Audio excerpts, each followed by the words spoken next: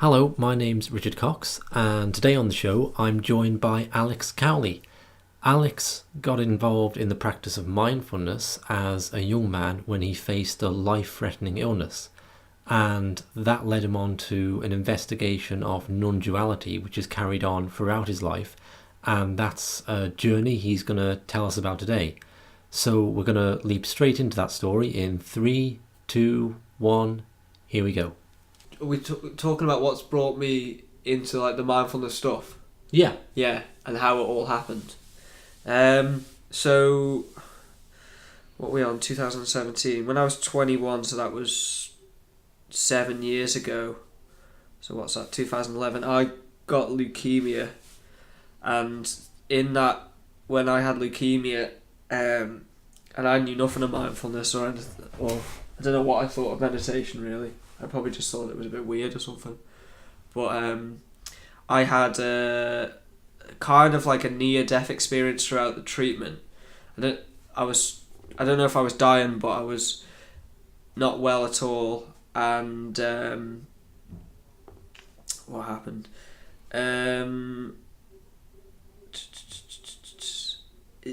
When I got flown over to Liverpool from here, and I was really unwell, and I was in a lot of pain in my arms. And I had this sort of like intuitive response where I just focused on the pain, which was like, it's a meditation, isn't it? It's bringing your attention into the body. So I was kind of caught up in a lot of thoughts at the time, worrying about what was going on with me, and something kind of instinctively, something came over me to just do that intuitively. And I don't know how long I'd done that for. I don't know how long I focused on all this pain, but when I did, I came out of it and I was like very sensitive to like the energy in the room. You know, I could pick up on the vibe, and I felt a lot of love, and I was listening to music and I'd never heard it before like that, and then it was an amazing experience, and it brought me a lot of confidence and a lot of I've had a lot of love for things, and I was enjoying life at the time, and then I kind of over the next couple of years lost that, but I'd had the experience that had given me this insight to this completely different way of looking at life, that like I'd awoken, so that never leaves you, and regardless of losing your mindfulness and becoming the ego again, because I didn't know I wasn't my mind at the time. You didn't have a context to put that I experience didn't know in. what that was, so I just went back to identifying with my mind and got maybe not more lost than before, but just as lost. But you still have this, I don't know, once you've contacted that deeper level within yourself, there's so much spiritual knowledge there. You know what I mean? Spiritual, absolutely, yeah. That even once you become egotistical again or whatever, you know, you lose yourself back in your mind. You don't ever lose that different way of looking. You know, there's something else going on as well. Yeah, not that. It's like not because I didn't know, like, I didn't have direct experience, and I knew I'd had an spiritual experience. I could put it into words what had happened, but it's just there's a. You see, because you've seen through your thought processes, because you've seen through your thoughts, you've seen, you can then, you then articulate yourself in a different way. So you can kind of look into like maybe egoic structures within like workplaces or businesses, and you can see what's going on there. So that understanding that it brings about, that doesn't that's left there with your being. And it's the interesting thing about maybe like meditation itself, like it's like non-conceptual intelligence, isn't it, that you seem to be contacting, that it's giving you that experience. So if for however long I'd done that meditation for, that moment, there was such a profound impact it had on who I was, who I became, and the insight into who I was, and it just completely changed who I was at the time. And that doesn't leave you. That whatever that understanding brings doesn't leave you. And at some point you started to explore what the experience was. Well, so what happened then was like I'd had that experience. I knew that was what I wanted out of life because I was so in love with life. I felt so connected to people.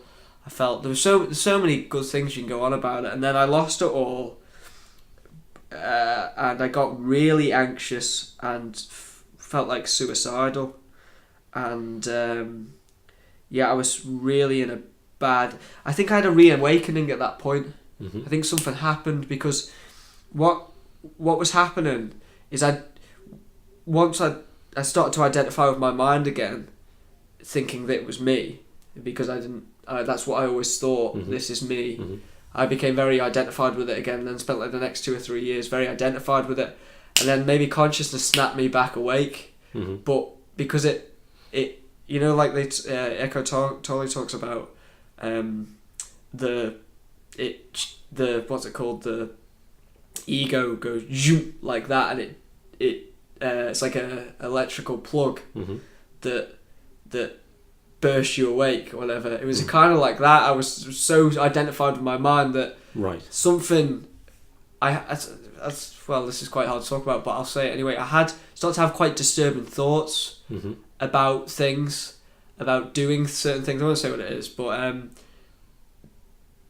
it kind of something could see the insanity mm-hmm. in my mind. Mm-hmm. It was why am I the mind? Because I thought I was the mind, thinking that, and then that was like the separation, because I realised I wouldn't think a crazy thought like that. Mm-hmm. I wouldn't do that. So I saw, oh shit, and then I was steeped in this anxiety because I continued to have this thought, and it was so strong, this thought form, and I started then looking for a way out, and that's when I started to do like these kind of like YouTube meditations. But when I was doing them, I came across The Power of Now, Eckhart Tolle, and then read that. And when I read that, something resonated because I'd already had that experience that touched upon what that teaching was saying. So it was like there was the ready, because he talks. I think you can give that book to so many people, and then they're not ready to start having that experience. You know what I mean? So you're about 23 now. Yeah. You've come through the physical health difficulties with the leukemia. Yeah. And you've hit a real low in the psyche. Yeah. And that's kind of gotten you to a point where you have to start investigating this stuff. It's the low is almost taking you to a rebound, and you start reading Eckhart Tolle. Yeah. So like the low was so hard to live with, how much anxiety I was stuck in at the time, because it was like really intense. Luckily I wasn't working at the time, but I was just stuck in this really full on anxiety, and there was just no sense of being able to be at ease in that. I think Eckhart Tolle's work perhaps speaks to a lot of people in that way, because he talks about his own suicidal low and then snapping out of that. And he can write and describe that experience, and then he read Eastern spirituality and put it into that context. And I think a lot of people have something of that, even if it's not as dramatic, if it's a glimpse of it, of hitting a real low, and that low opening up the greatest high they've experienced too. Yeah, it's like that sort of shooting, you get to a point, don't you, and then you have to kind of break through to a different way of looking at it. So where did that take you then in your mind and in your interest? Well, that was the start then of this living in the now type thing. Just trying to bring myself to that place now. So at first it was just getting out of this anxiety state, trying to ease this wave of negativity I was experiencing. Like when you're kind of that stuck in those thought forms, and that like clouded kind of way, like way of looking, like you're reading these books and you're just like desperately trying to hold on, so you're not really grasping it fully. You're not really able to start to find a way out. It's only when you start to, I'm just trying to bring myself to that place again, like what started to happen then.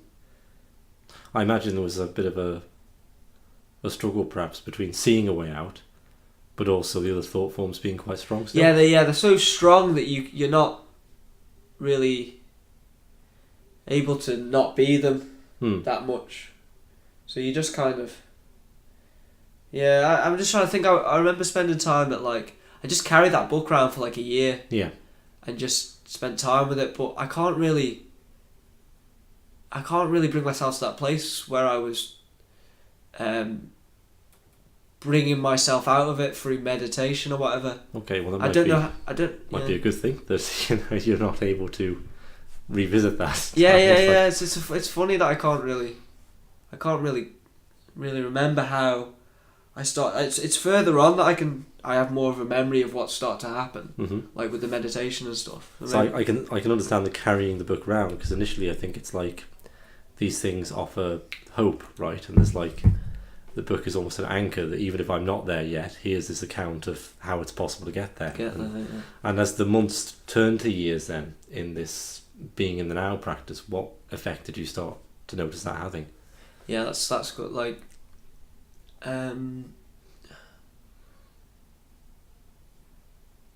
It's a funny process, because you go through different stages with it, where you're still... When I first started to have that book, I was still kind of doing music. I was still quite heavily involved in music. Once the anxiety started to die down, I was still quite heavily involved in music, but I was having these different experiences, and I was still kind of going out, but feeling going out with my friends and stuff, to the pubs. I was still feeling that I was moving away from all those sort of things, because I was practicing this kind of secretively in a way. This was what kind of mattered now. I knew I'd had the experience, so I wanted to get to those sort of feelings again, that loving sort of feeling again. And you slowly find yourself, just as you're practicing, feeling slowly better. You're not that aware really, because you're there's a lot of pain and baggage that's still going on inside you, but because of the practice, it's slowly starting to... You're slowly starting to become the awareness or whatever, and this is slowly starting to not become as important, and not to... You start to feel lighter as you're going on. And you notice that process of becoming more identified with the witness of your thoughts as opposed to the thoughts themselves. Yeah, it's like it's sneaking up on you a little bit, and you're just slowly starting to see, oh no, and then at one point I just stopped going out with anyone or doing anything. I just went very introverted and very reclusive, and just still for a while throughout that there was still an identification with the mind, and there was a kind of insanity going on with me as well. There was a kind of because once you start to... I spent 3 years alone, just doing this, and your mind, you're still identified with your mind to a degree. And this is quite good that we talk about this, because this is the process that you go through, different things that you see. So we're moving on a bit now. So we've come from this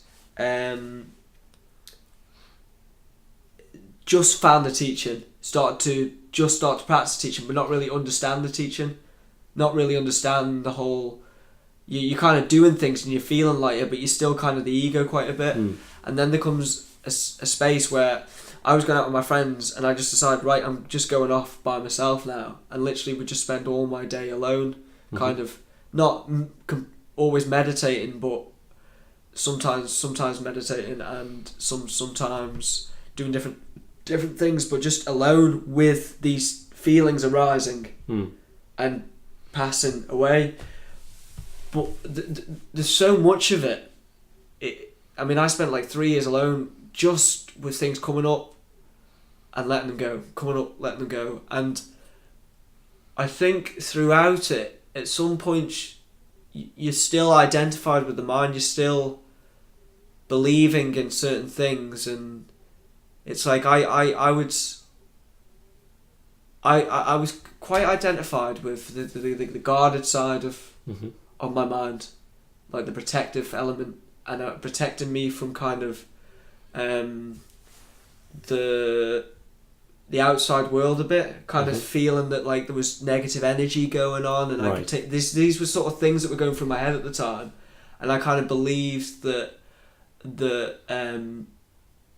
other people could have hurt me and negatively, and I could take on, and so I was always kind of guarding that a bit, so there wasn't a real letting go, so I became quite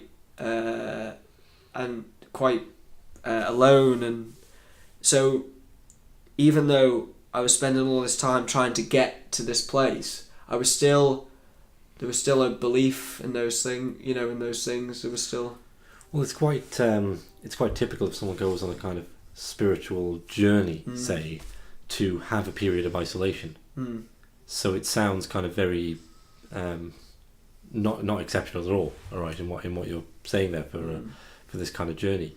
And it's also, I suppose, typical to emerge out of that at some point. What's that, sorry? To emerge back out of that at some point and reintegrate into the world. Yeah, it's good, Yeah. So did you find that happening? Yeah, I mean that's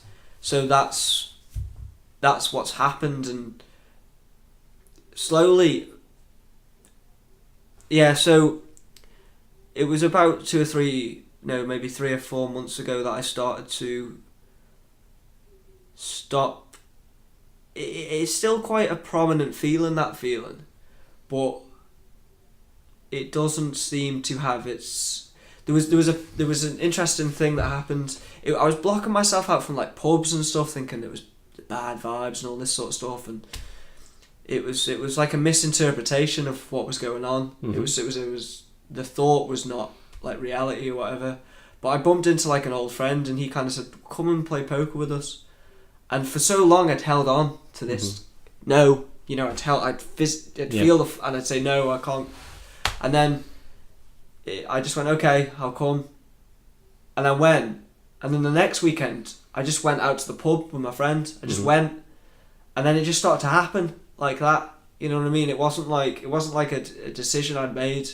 It just started to happen, and I was like out there and could kind of see that it wasn't really real. And since then, it's just kind of been like that. But I had an interesting talk with Mike today. I mean, this is this kind of sneaking up on me, and sometimes I don't believe it's true, and sometimes I do. And like they talk about you don't do anything. You know about the non-doership sort of thing. So sure, yeah. So I wanted to ask you about this because I know that you got into from the kind of Eckhart Tolle stuff. Into mindfulness and into the more non-dual traditions of questioning the very nature of the self. Who is it that really lives? Who is it that has these thoughts?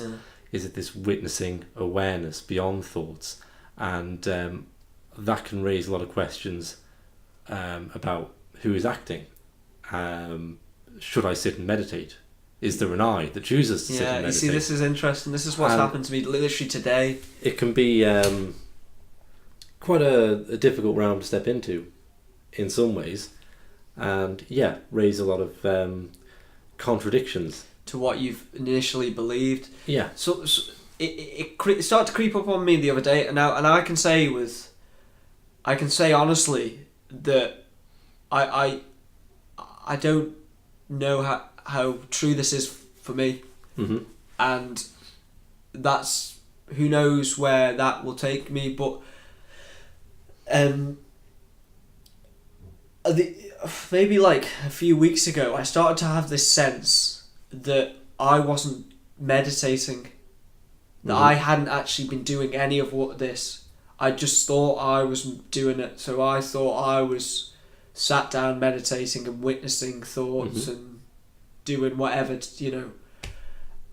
and something started to. I was reading Ramesh Balsekar, and it was kind of saying that you're not doing it, and as I was sat there, I started to have this sense that I wasn't meditating right now, and that I hadn't done anything, and what's been happening is that consciousness has identified itself.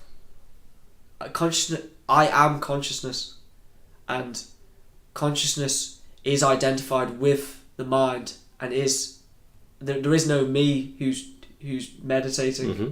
There is no me who's thinking these thoughts. It is me, and that idea is so. So I would think, like, this morning I was thinking I can let go, but really it was letting go. Mm-hmm.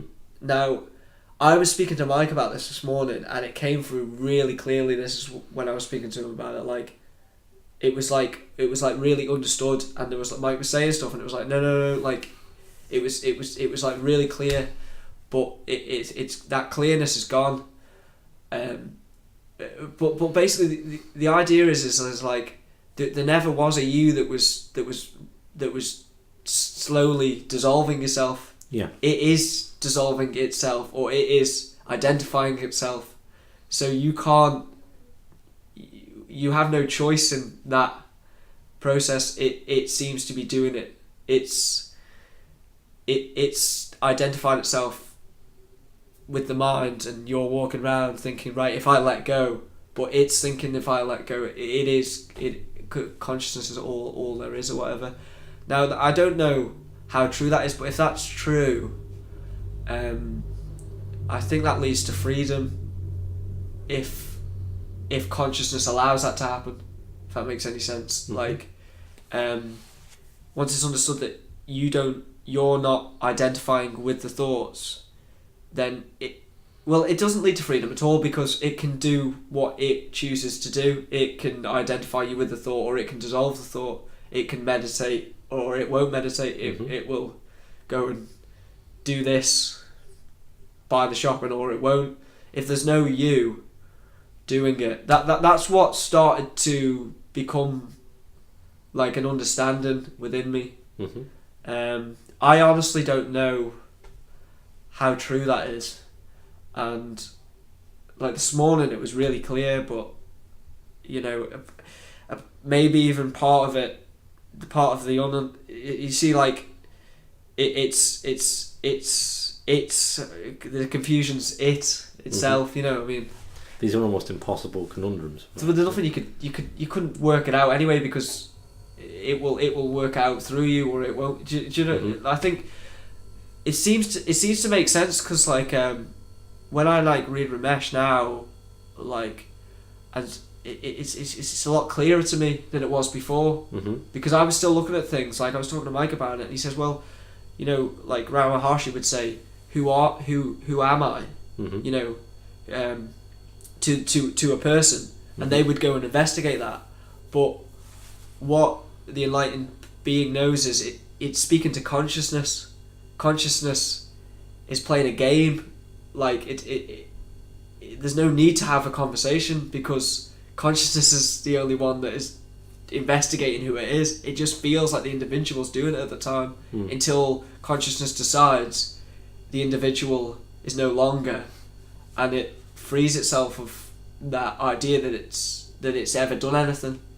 That seems to be what was becoming like understood this morning. Mm-hmm. So you're obviously wrestling with some pretty big questions Yeah. at the moment, have been for some time, and that could be a process that goes on, because they are big questions. Yeah. But where does that leave you in terms of your personal life and your sense of well-being? How is this going into the more non-dual traditions? Do you feel helps. Do you feel helped? Do you feel like a better state of mind? Because of it, yeah. I mean, everything seems to be more like it's there's more acceptance of what is, mm-hmm. and that's including your own suffering. That just becomes more natural. Like, there was a time when I was like, say, when I was thinking, I wanted to kill myself halfway through all this, mm-hmm. because I thought, I can't get to freedom, I can't have freedom, And now it's becoming more acceptable that I can't have freedom because it just seems so impossible for me to get freedom. When you say freedom from suffering, from the thoughts and I've been at it for like 3 or 4 years. So much time spent alone. I don't know how many people. There must be quite a lot of people that go that intensely, but I don't think the majority of people, even people who do pick up this sort of spiritual stuff, spend as much time on it as maybe I have. It's literally just become everything. Today was interesting because, and where that takes me, I don't know, because I could just be back doing the same thing again. But today was the first time that it felt like I didn't care, because I kind of knew that I didn't need to care because I couldn't do anything about it. But I've had experiences like that in the past, and I end up back in it. Mm-hmm. So, like where it goes and, how long, where it takes you and the benefit of it. Yeah. And where do you see this going as you continue to wrestle with these kind of concepts into the future? Well, if that becomes clearer, that sense of non-doership, then I think that, I don't know, because the non-doership, I'm not doing it. It's like, I can't, basically what happens when those profound insights come and they're so clear and you're so not the self, that you can't start to believe, in those moments, you can't start to then believe that there's something you can do that's so profound that's going to end this experience of suffering. So, as I say, it seems that like consciousness doesn't care too much how much you're suffering. Mm-hmm. If it's identifying itself with the suffering, and it's unidentifying itself, what the process that takes is beyond my control. So I'm not getting my hopes up anymore, which probably is quite freeing actually. So that's a seeing in itself. Once Ramesh talks about an understanding will cut off a thought. If you understand something at a certain level, certain thoughts will become quite irrelevant. Mm-hmm. I said to Mike this morning, I said, if I've understood that I don't do anything, then I'm not going to be so intense the next time I get away with suffering. I'm not going to be like, right, I can do something about this. Mm-hmm. Because it's quite clear that it's, once you kind of starting to feel that that's the truth, that there's not much you can do about it. Mm-hmm. You're not gonna waste all your time on it. So trying to change it. I don't think that means that I'll stop meditating, because meditation may need to happen, but you're not gonna keep falling for it being when you're stuck in kind of like wanting enlightenment and you kind of if I'd let go, I need to let go, these sort of things. I don't know if you have similar experiences, like because like the other day, 2 days ago, I was like, right, all I have to do is let go, and that's probably quite true in one respect, but if I'm thinking I can do it, then it still indicates as a you that it's going to do something. That can and it doesn't happen, but that if the understanding is correct, then consciousness has done that itself, that it's kind of made you believe that you're still the doer. I can't tell you for certain. I can't tell you, but I believe that that's what enlightenment is. That someone that's understood has realised that they don't do anything, and that it is consciousness is the identified consciousness, and consciousness is unidentified in the being, and they wouldn't continue to get trapped in the seeking. Mm-hmm. But I think that may become very clear to people, and consciousness stops the seeking, mm-hmm. because it's done with that being has been shown that it never seeked, so it doesn't need to keep. You're not going to keep seeking something when you know that Well, I don't know. Anyway, it's not clear with me, and where it goes or where it does, I don't know. Okay, It's final question. kind of like just a curiosity I have. Yeah. I can see a guitar sat there, and I see pictures on your Facebook of you being very active and animated on stage, and there seems to be quite a contrast there between the fairly introspective life that you're describing, but you're also getting on stage and being this quite commanding presence. Yeah. How do you experience the relationship between those two things? How they help each other, or do they interrelate? Yeah, are they totally independent? Definitely. Like, there's definitely more.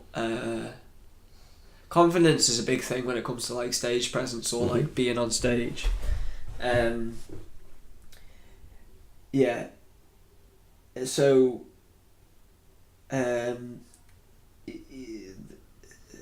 The ego is quite an insecure kind of. You don't. There's not much belief in yourself. This is what I think. I quite like talking about this, and I almost study it. Like musicians, top musicians, like Jay-Z is an example of it. There's a lot of self-belief. So that, I believe, comes from some sort of a meditative practice that that self-doubt that most people believe in within themselves is not as believed in, and that gives you such more confidence to express yourself and to be a presence on stage. So any time I've been creative or had the confidence to kind of be on stage, and that present place within myself, it comes from there. Right. It comes from that place, and there's an understanding within that can help you. Like, I study rock and roll because of it, because I can see the depth of where it's coming from, what it's expressing, like rock and roll itself, and I think that comes from like a conscious place, you know what I mean? I don't think that people that make music at the top level are doing it unconsciously. I believe they're conscious and present while they're making music, and I think that there's a quality in present. I think a lot of art and stuff will like being present is where the power is within it. Yeah, I think that comes within. There's so much stuff it comes into music, and there's so many people. Like, I love to talk about it. Like, really, people like Muhammad Ali. I think he was a present sportsman. Yeah, I think this connection between spirituality and the arts is more overt in the East. Right. With Zen influencing calligraphy and art and the martial arts in Japan, there's a really overt connection there. It comes together. Yeah, whereas we don't so much have a philosophy explaining that. It just, you tend to get these randomly very talented individuals, and then people in your position can speculate on musicians, like, oh, they got something going on there. They're kind of present. I spend a lot of time doing it. I spend a lot of time looking at it, and I think the artist itself starts to understand it, because I listen to, like, Jay-Z is a good example of it at the moment. He talks very spiritually, and how he wants to, he believes in himself. And I think music, being a kind of front man and a rock and roll star, is to do with self-belief. And I think that can only come once you kind of erode that self-doubt within yourself, and you kind of face that fear of not being good enough. And once you face that fear, I think you have the confidence to portray quite a strong image. I think a lot of people who are successful and they can command an audience have to kind of get away from that side of themselves. And I think you'll see it, and not all artists are aware of the fact that they do it, but I listen to, like, Jay-Z, and he talks about it. They start to... Their art should help people to see that within themselves. That's what art should do. Art should help people rediscover who they are. And Pete Townshend's good, from The Who. He talks. He understands what the art should do, what the artist is doing. Yeah. And he says, what I would do is try and find a character in the audience and relate to him, and what the music's doing is helping the artist look at who. Sorry, I'm losing it here. The artist is like a mirror, making the person, helping the person to rediscover who they are through the art, the music itself, and that's not just the lyrics, but the whole piece is giving you that. That's why people feel good when they listen to music, because the minute you tap into who you are, you feel better. Wow. Because of it. Yeah, I'm like really, I spend a lot of time looking at that and fascinated by it. So it's not just that the spiritual stuff influences your music, the music transforms you too.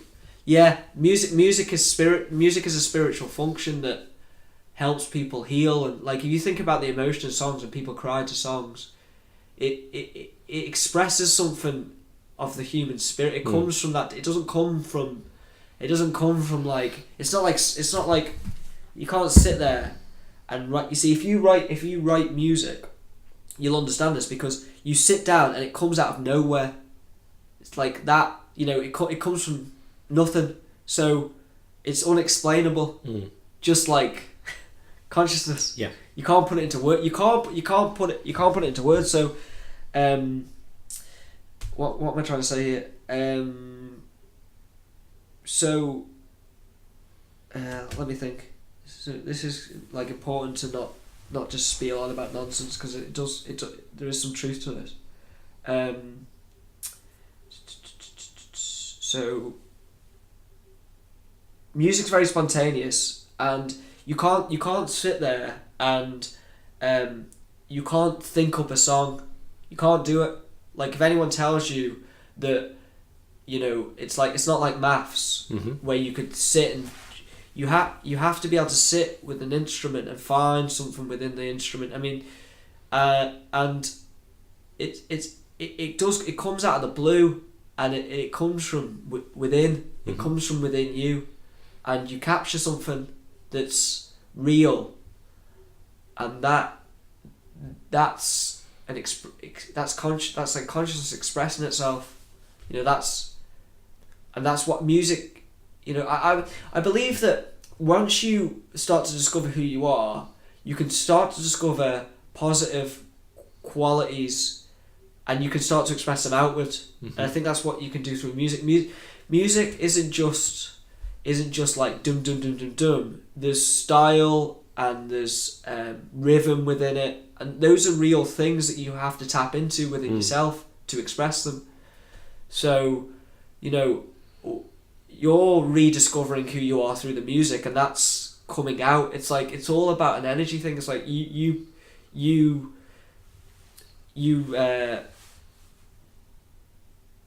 find that within yourself, and that comes out to someone else, and it gives them a bit of who they are, because it's real, and you found it within you, and that's within them. Yeah. And that's how we can. That's why if someone writes they tend to be the most powerful songs are these very emotional songs that resonate with people, that move people, and it's because they've managed to find the piece to settle into something and express maybe a feeling. That's why some of the greatest artists, or the most influential artists who have, like Adele for example, it's very emotive, and people resonate with it. She's not just dicking about. It's real. It's coming from a true place, that she's felt heartbreak, and she expresses that, and from that emotion or place, and that resonates with someone, and they feel that as well. So, yeah. Thank you very much for that, Alex. Okay. That's a wrap for the day, I think. Okay, we might pick up on the art theme in another conversation sometime. Okay, cool. Ace. Thank you.